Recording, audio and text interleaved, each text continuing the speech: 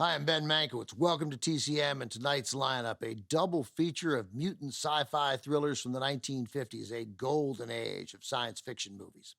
These were the early days of the atomic era, which brought with it the birth of a new kind of fear, not only of world destruction, but of Armageddon from an unknown or at least misunderstood force. The science was not definitive on what would happen if we were exposed to significant radioactive nuclear material. We knew it would be bad, but how bad? Hollywood filmmakers stepped in to answer those questions and to exploit our fears. They pounced with a passion, conjuring up stories about our most disturbing atomic nightmares to create grotesque outcomes. Giant atomic mutant dinosaurs in The Beast from 20,000 Fathoms, giant atomic mutant humans in The Amazing Colossal Man. Hollywood didn't have the right answers, but they assumed whatever came would be huge, quite literally. Mostly, they created giant atomic bugs, as in the case of our first nuclear mutant feature tonight. From Warner Brothers in 1954, Them, that's the title. Them with an exclamation point, so them or them, but not them. You hear it. As the story begins, a pair of state troopers find a little girl wandering in the desert in New Mexico. She's clearly been traumatized by something, and when they ask her about it, she can only say one word. You can probably guess what it is. Them.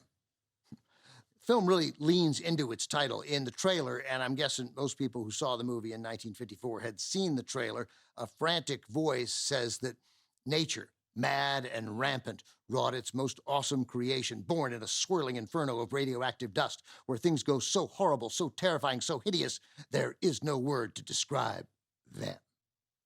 Trailer also gave the audience some shots of these giant mutant ants, too, more than enough to pique our curiosity.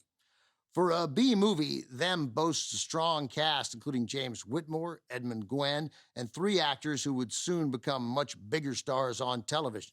James Arness, a.k.a. Marshal Matt Dillon on Gunsmoke, Fess Parker, who played Davy Crockett and Daniel Boone, and in a small, uncredited role, Mr. Spock himself, Leonard Nimoy. From Warner Brothers in 1954, directed by Gordon Douglas. Them, but not them.